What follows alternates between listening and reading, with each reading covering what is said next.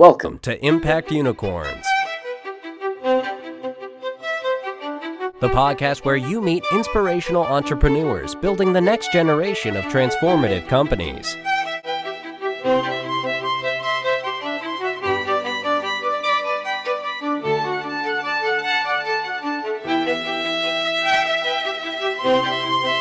And now, here is your host, Dr. Indranil Ghosh, award-winning author, investor, and advisor to global leaders.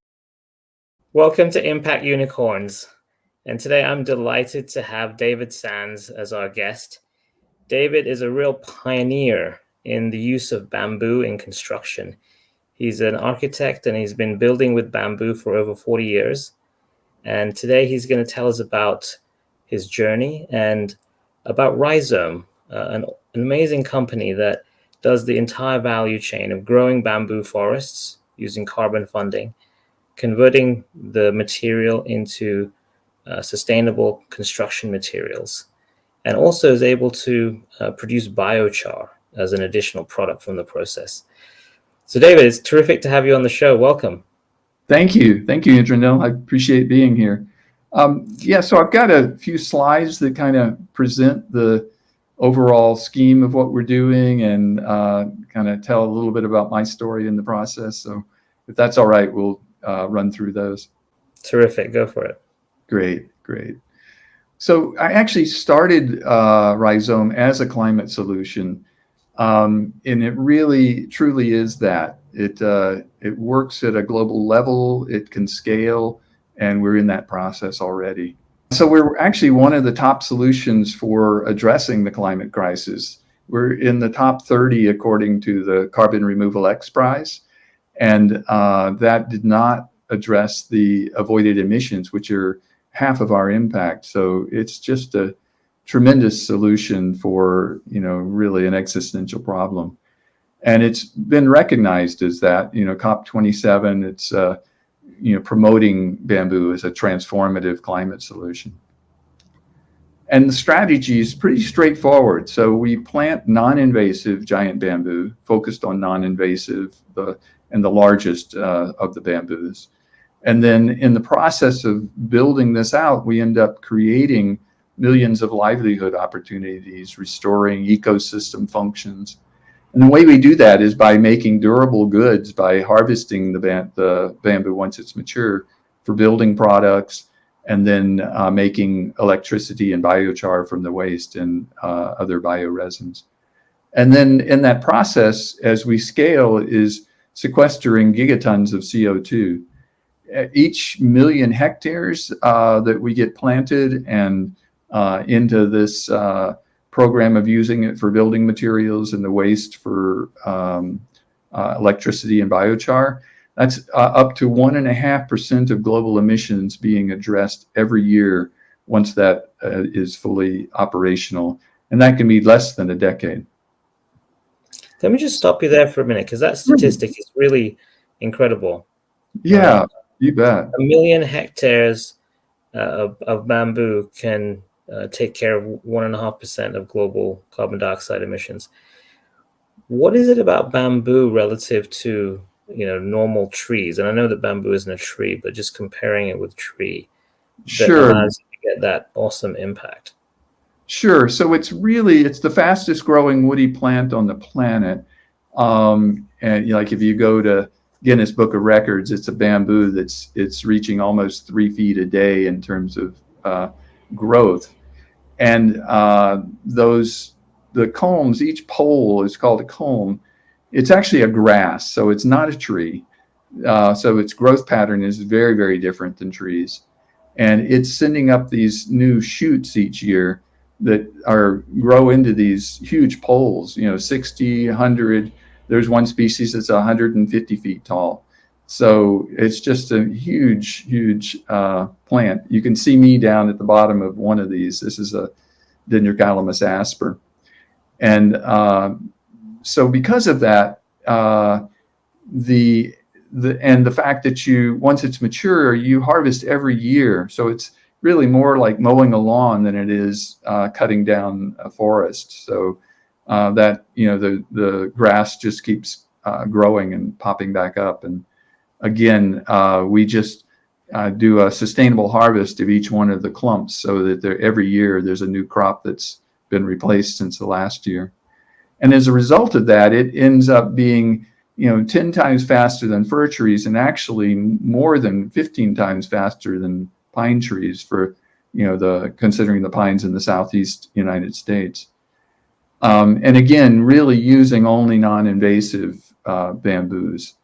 And also they tend to be the tropical and subtropical. They've got the longest growing season, so they're just all year long, really soaking up that CO2 and sunshine. And then that CO2 gets stored so we capture that carbon, then we store that carbon, and that's by making building materials and biochar, which are both good long-term lockups of the atmospheric carbon. And then also by making the building materials and using the waste for electrical generation, we're avoiding the carbon that would be associated with wood, steel, and concrete, and also some fossil fuels. And wood, steel, and concrete are 25% of global emissions, so it's a huge, huge impact. It seems to me, and this is a good slide to show it actually, that because bamboo is a grass, it's not like a tree where you grow a tree for 30 to 50 years. You have to literally cut it down and then clear the ground and plant another tree and wait another 30 to 50 years. Exactly. This is actually really different. You're basically cutting poles every year and converting it into timber products and biochar. And so it's just a carbon capture factory that's ongoing. It is, truly. That's what it is. Yeah, yeah. And again, the fastest natural way terrestrially to get CO2 out of the atmosphere as the fastest growing plants. And as you can see from this chart, over time, as that bamboo plant matures and then the harvesting begins, you end up with a tremendous lockup of CO2. Just on the numbers on this chart, the green is showing that you got about 2.5 there tons of CO2 that gets stored in the biomass of the plant at any given time, right? When it's fully mature. Right. What's interesting is that when you cut poles, because you can do that every year after about the 7th year, and you convert it into durable timber products, you're adding this blue layer, right? Year after year, it gets bigger. Yeah. And then you can add biochar, which is another layer. So by the end of 100 years, which is the sort of the lifetime of giant bamboo, instead of capturing just 2.5 tons, you've actually captured almost 20 tons. Exactly. It's of CO2 if you're harvesting and converting it into other products. Exactly, and then that's per plant. So really, looking at planting density, this is a great tool for reforestation at lower densities, like 200 to 250 plants per hectare with a mix of native hardwoods. But it's also a solution for agroforestry and agriculture. So in those cases, you can be planting up to 400 plants per hectare, and you've got just a tremendous machine for getting CO2 out of the atmosphere. So if you've got 250 plants a hectare, and they're capturing 20 tons of carbon over the course of 100 years, assuming that you convert the poles into timber and biochar. I mean, my maths is right. That's 5,000 tons a hectare over 100 years. Yeah. That's ridiculous. And that's, I guess, why you're getting the massive carbon capture relative to the total global emissions that you mentioned at the beginning of the presentation. Exactly. It's that whole combination. Yeah. If you're enjoying Impact Unicorns, don't forget to like, subscribe, and hit the bell to receive notifications of new shows. Your feedback is essential to help us bring the most relevant impact venture stories to the podcast. If you would like to review the show, go to the Apple Podcasts mobile app or iTunes to leave a rating and review. So a little bit about myself is, so I've been working with structural bamboo since 1995, and designed and built the first, bamboo structures in the U.S., took it through the U.S. building code. And we've had those buildings typhoon and hurricane earthquake tested, up to 320 kilometer per hour hurricane winds, 6.9 on the Richter scale. So it's a phenomenally resilient material. And then back in 2009, I presented bamboo as a climate solution in Bangkok. And I had that thought of, really, if this is the fastest growing woody plant, it's got to be a really good mechanism for addressing the climate crisis. And it is, but it's also important that the harvest and the lockup are a big piece of that puzzle, just as you saw from the previous slide. I just want to mention something here, David. It's you presented it as a climate solution in 2009. I think the UN SDGs only came into being officially in 2015, wasn't it? So you were way ahead of the curve. Yeah. Well, I could see it coming, and I really wanted to get this implemented. And it's taken us a while to find the right locations, put the pieces together. But we're doing that now in the Philippines, and we've got test plots in Florida, and we're expanding rapidly. So we're very excited about that. And we've got big goals, really, with our partners, is reforesting 18 million hectares by 2045. That's a small percentage of the currently deforested land, but it's a huge impact. With that and timber bamboo and native trees, really it's just the carbon from the bamboo that we're calculating, but that's 11.3 gigaton impact. And so really it's really what the IPCC says we need, and we need it in that time frame. So, like, as I say, it scales well and has the impact that's needed. Can we just talk about the sense check on those numbers? Sure. So 18 million hectares of denuded forests, right? Does that even exist? Yeah, it does. Just in the Philippines alone, there's 4.5 million hectares. So the whole project could be done within Southeast Asia, but there's also we've got requests from Brazil and other places in South and Central America that would like to be part of this solution. And so how many hectares of denuded forest are there in the world, approximately?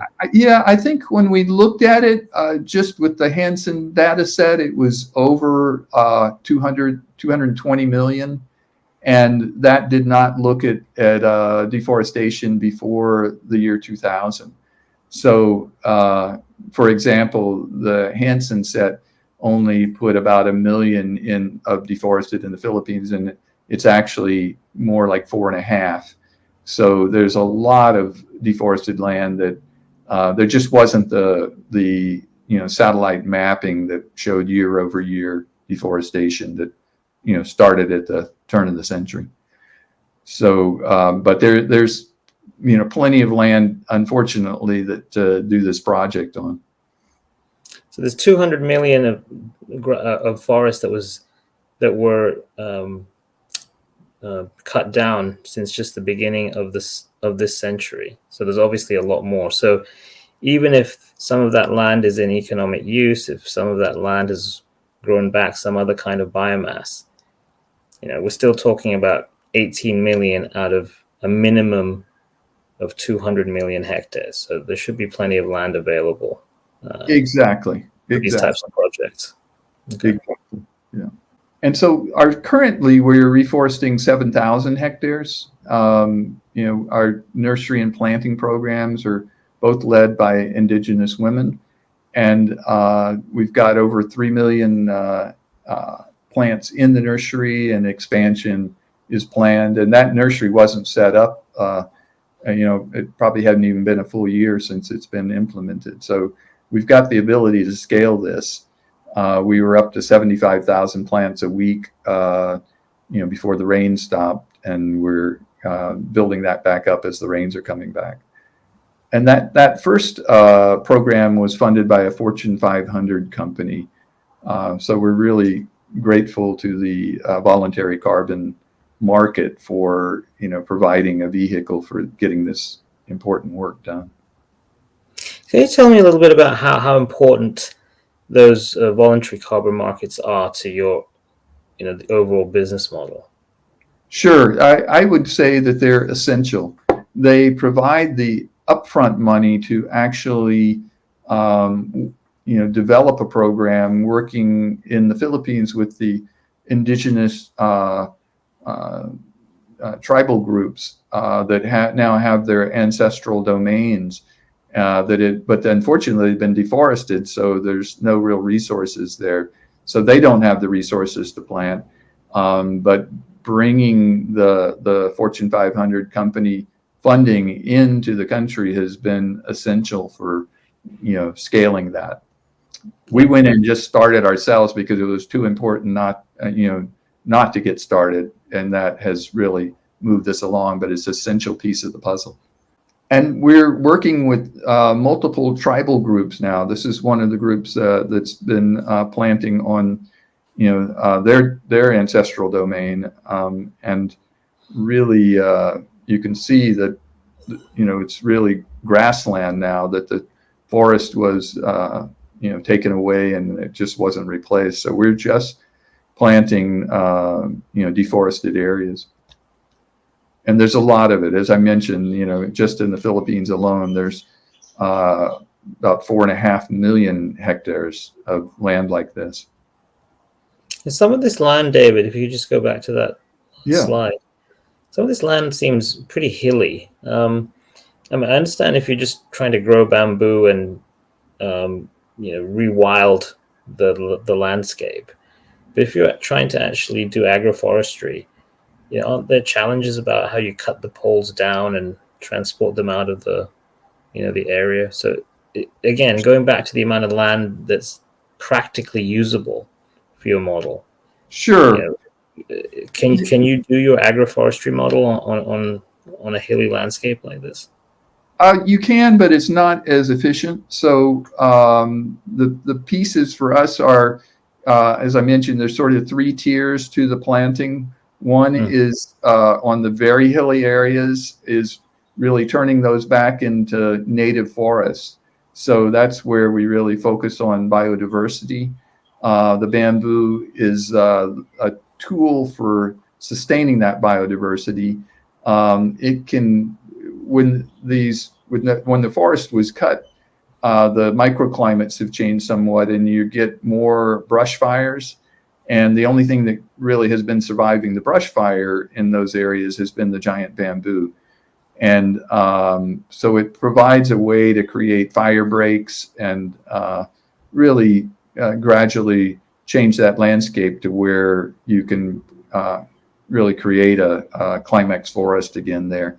And then as you come down the slopes to where it's more easier to manage, then you shift to the agroforestry, and then even further down, when you're close to the roads and the access, you create the agriculture projects.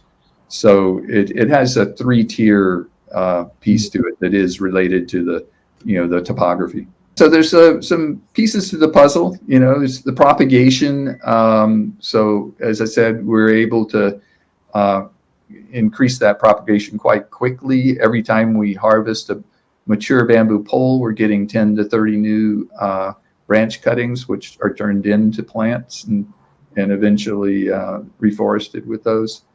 And then we're also working with the top tissue culture people in the world in bamboo as we're scaling this. So we'll be able to have multiple species in multiple locations with the addition of the labs.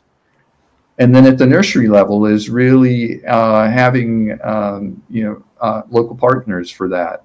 And it's a tremendous kind of input into those rural areas. and then working with the landowners, oftentimes the indigenous tribal groups, but also government land holdings, large agricultural projects. The former Del Monte plantation the current Del Monte plantation. We have a long-term harvest relationship for their the surrounding areas at the sides of their fields where the giant bamboo grows so well. And then we're optimizing. We've got not using chemical fertilizers, using regenerative agriculture techniques. We've been able to double the normal speed of the bamboo, which is already quite fast. And we're seeing 35-foot plants in 15 months. So it's a pretty phenomenal optimization. And then using technology, again, really being data centric about this. Every plant we put in the ground is geotagged and added to the database. And then we've got satellite monitoring with spectral signatures, and being able to, really audit and understand the carbon uptake and the needs of the plantation. And as I mentioned, in those the reforestation areas, the bamboo becomes really a guardian for the trees, because it's providing fire breaks, and it also provides livelihood to the people that live near and around the forest or in the forest. That's been one of the challenges. Even though there's a logging ban in the Philippines, forests are still getting cut for firewood and for charcoal. And having the bamboo available as an alternative is a huge piece of the puzzle for providing that livelihood opportunity and material for those two uses. And again, you're cutting that bamboo every year, and it's big. Each one of these combs is getting to full height in just a couple of months, and then it's structurally mature in between 3 and 5 years. So it's just an incredible machine for getting CO2 out of the atmosphere, but it's also a phenomenal building material, just amazing structural qualities. And then we have huge social impacts from what we're doing. Again, providing income to rural poor, jobs for women. Again, the biodiversity increase, and the Red Cross was already working using the giant bamboo to reduce flooding by planting upstream watersheds. So we're expanding those efforts as well. And it's really great with groundwater recharge. It doesn't have a taproot, unlike eucalyptus and other big trees.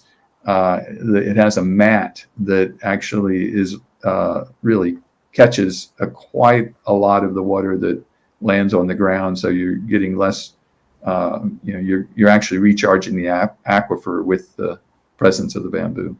And in the process, we're addressing the UN SDG goals. So. And I think the employment opportunity is very strong. So for a 5,000 hectare project, how many sort of permanent jobs are you creating? Because it's not just about planting and tending to the bamboo plant in the first few years. It's also harvesting it every year. Exactly. And it becomes an asset for the community. So, the community is owning the land. We really are providing the plants for them to plant. And then we're giving them an offtake agreement that once those plants are mature, we'll be buying the poles from them, which can be, multi-generational income for those families. It's a tremendous tool for poverty reduction in, very rural areas in the tropics and subtropics. I think you're creating, is it 500 jobs every 5,000 hectares or something like that? It's probably something like that. Yeah. I mean, it's a tremendous impact. I don't know exactly the number, but it's something like that for sure. I think we had 400 or 500 people planting in the rainy season this last time, and that's just that one 7,000 hectare project. So we've got a huge problem on the planet. The square footage of buildings on Earth is projected to double in the next 40 years, according to the International Energy Agency. And that is, if that is done with wood, steel, and concrete, that is a tremendous problem that I don't see. Using those materials is problematic, but if those buildings are built out of bamboo, they become the storage mechanism and they become the solution rather than the problem. So those actually become the way to, give an economic driver to removing the CO2 out of the atmosphere and then storing it as these beautiful structures.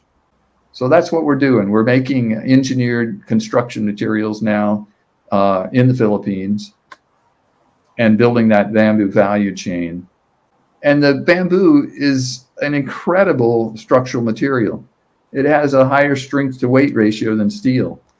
Steel's more than twice as strong on a cross-sectional area, but it's more than 5 times as heavy.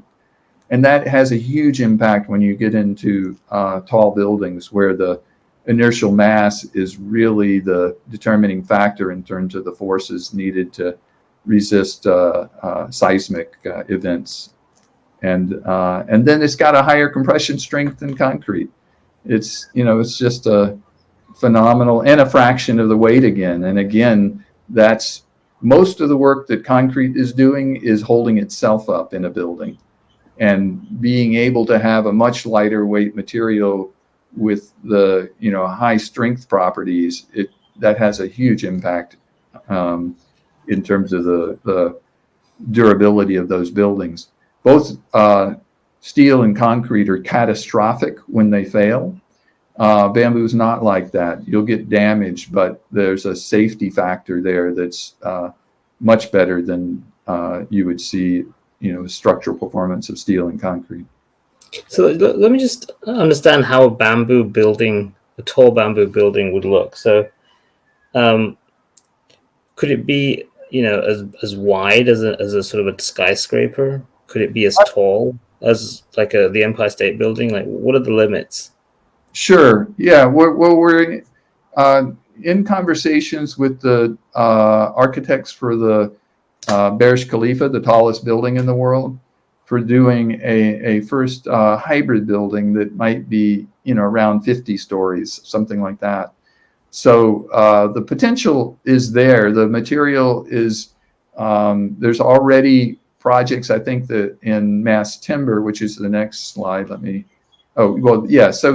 the other thing with the bamboo is just beautiful. It looks like a hardwood. So, and it performs like just a high strength material.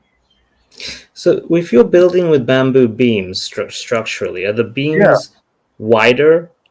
To get the same, to be able to hold the same load, do they have to be wider or narrower than a steel beam?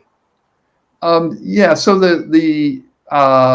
it's really the depth that makes the difference in terms of structural performance in a beam. It's 3 times, the factor is more than 3 times what the width of the beam is. But the piece with that is that you've got a super strong lightweight material where with a similar section with a significantly less weight, than you're getting the same structural work done. And because it's light, does it sort of would it flex and bend in the wind or anything like that? Do you have any of those issues? It has the resilience that what happens in an earthquake with a concrete building is if you push it too far, then the concrete shatters and the whole building pancakes. With the bamboo, you would get some cracking and some structural damage, but the resilience of the material is such that you wouldn't get that catastrophic failure. But I'm just wondering about wind shear. So if you build a very tall bamboo building, like a Burj Khalifa out of bamboo, would it wave at the top? It depends on the structural frame. It's possible to create that as a vertical truss, so you diagonalize the forces running through the building from the wind, and those bring them down to the foundation. You'll see that as a strategy that's been implemented in some steel tall buildings now, and it's a great strategy for when using wood or bamboo. In terms of the type of connections that you use.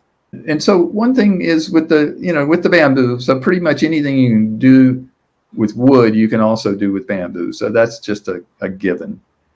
And so we're making a whole range of products now. We're already up to making 39-foot beams. And so it's, a phenomenal structural material. And we're already in production, and we're expanding that factory by 10 times this year. The stuff is beautiful. It's precision made, finished beautifully. We're now currently making thousands of panels a month. We're going to be going up to millions. So that's part of the process. And it's beautiful. Again, it finishes like a hardwood. And again, being able to use beautiful laminated materials in large-scale structures. And speaking of that, is the mass timber is now really cutting edge in the U.S. and Europe. My understanding is that it doubled in use in the U.S. last year. So it's on a steep growth curve. It's considered a climate solution. You can see the diagonalization inside that with the the beams. That's there. Clever. Yeah. And David, you mentioned that we're going to double the amount of buildings in the world in the next 40 years, but you also aiming to grow or plant 18 million hectares of bamboo, which is a heck of a lot. Will you be able to sell all the timber? I mean, will there be a market for it with all this, construction going on? Or because 18 million hectares is a lot of fiber there. Yeah, it's a lot of material. As I say, even for the projections for the growth of mass timber, there's not enough trees on the planet to fulfill that need to get to that, the doubling that's going to happen with the square footage of buildings on the planet. So this becomes the economic driver for getting those 18 million hectares planted. The upfront economic driver for getting the plants in the ground really needs to be the carbon markets. So they're also an essential piece of that puzzle. But as the fiber starts to come online and we're building out those, the mass timber side of the puzzle, then you can start to see that 18 million hectares is going to be very well used land. And again, that mass timber, it lends itself to some changes that are important for the construction industry in terms of the offsite prefabrication and rapid on-site assembly. There was a project just recently done in mass timber in the U.S. that was 25% or 15% less cost than conventional and 25% faster. Those are big impacts. Where do those savings come from? What is it about using timber that allows for those efficiencies? Yeah, so this is part of it. It's this rapid on-site assembly of large elements. So, entire floor panels can drop into place, and entire wall systems, that are built off-site. So you're really reducing that on-site work, just to days and weeks instead of months. And in the Philippines, it's years to get a building up. So, it's really a huge paradigm shift.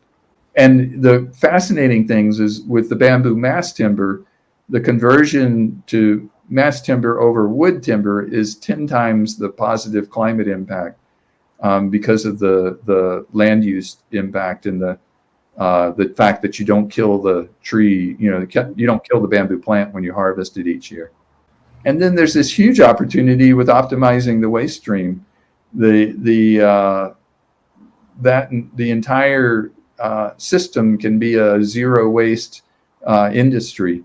So basically, developing bamboo's the second best coconut shell for activated carbon, and so that can go into water treatment, and then the post use is long-term burial of it for carbon storage. But then also creating biochar with pyrolytic electrical generation. It's a agricultural amendment, and the storage on it is considered 100 to 1,000 years, if it's kind of plowed back into the soil. And then creating biofuels and bioresins. We're in conversation with folks with the National Energy Lab in Berkeley about using it to develop sustainable aviation fuels as we build the supplies to make that happen. And the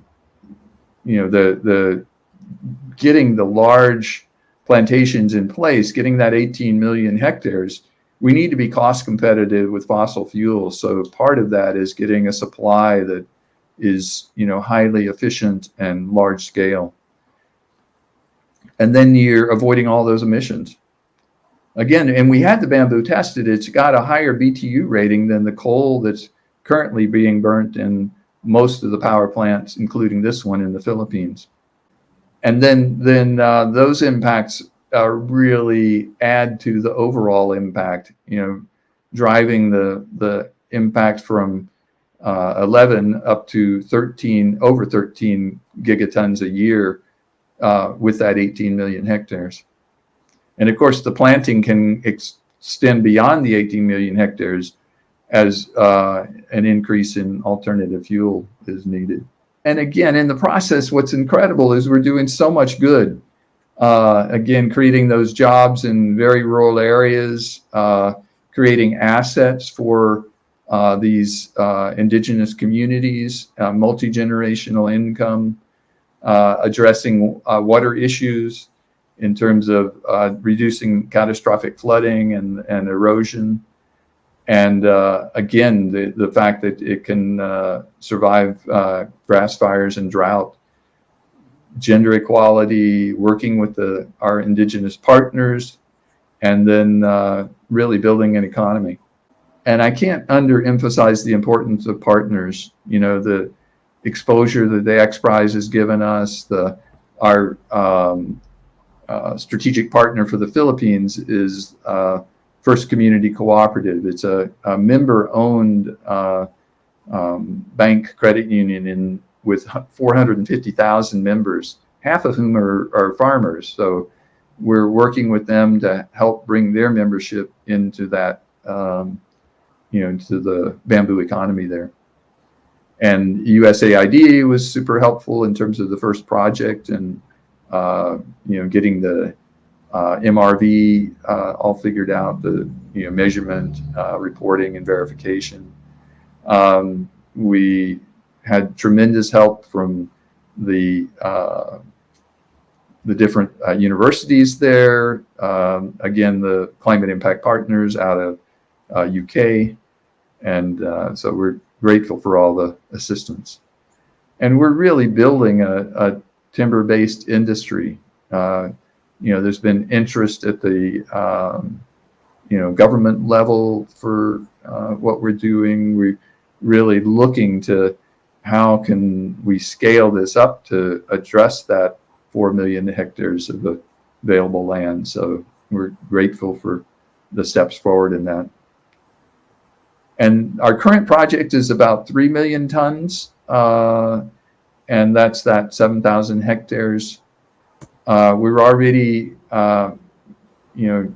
in development for another 450,000 hectares. It's conversations and MOAs and MOUs with the tribal groups and major progress towards expanding this. So with that, that's where I'm going to stop. David, that's a pretty incredible business model you just described. Because essentially, you're telling us how by planting and growing bamboo, you can affect the construction industry, the energy sector, agriculture through the biochar soil amendment. I mean, this is essentially touching most of the economy. And with the livelihood uptake and the increased financial products that would then allow indigenous people to be taken advantage of to get onto the development ladder through the miracles of finance as well. So it's pretty incredible. Well, thank you. I so appreciate that. Yeah, we're thrilled, and we're looking for partners and support in any way to move this forward and really solve a global problem. And as you say, address so many issues in very, very positive ways with a single project. So we're thrilled to be moving this forward. David, I want to thank you for your time. It's been a terrific experience and a real privilege talking to you. And thank you so much. Thank you, Indranil. If you've enjoyed this episode of Impact Unicorns, don't forget to rate and review this show by scrolling down and clicking Rate This Podcast. And join me next week as I talk to more inspirational entrepreneurs building the next generation of transformative companies.